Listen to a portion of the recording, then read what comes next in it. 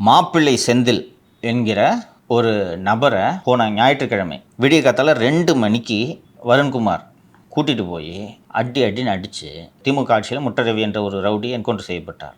அந்த முட்டரவியை என்கவுண்டர் செய்ய சொன்னது ராமஜெயம். அதனால் பதிலுக்கு நாங்கள் ராமஜெயத்தை கொலை செய்தோம்னு ஒப்புதல் வாக்குமூலம் கொடுன்ட்டு இந்த மாப்பிள்ளை செந்தில்ன்ற நபரை போட்டு வருண்குமார் ஒரு நாள் வச்சு டார்ச்சர் பண்ணிவிட்டு விட்டுட்டார்.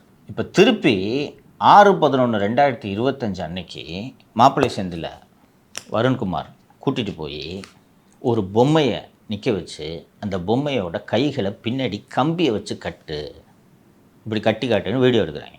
அப்புறம் அதே பொம்மையை படுகை போட்டு கம்பியை வச்சு கட்டு கைகளை.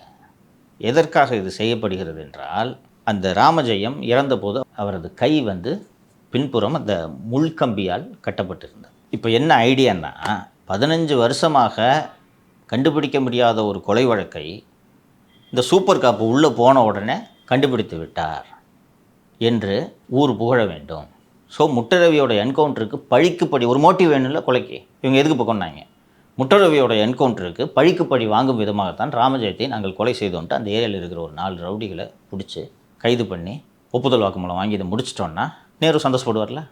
திமுகவில் சந்தோஷப்படுவாங்களே, இவ்வளோ நாள் யாராலையும் முடிக்காத கேஸ் முடிச்சிட்டாயான்னு சொல்லிட்டு வா உன்னை டிஜிபி ஆகிறேன்ட்டு ஆக்கிட்டு வாங்கிட்டு மென்டல் அதிகாரிக்கு நினைப்பு.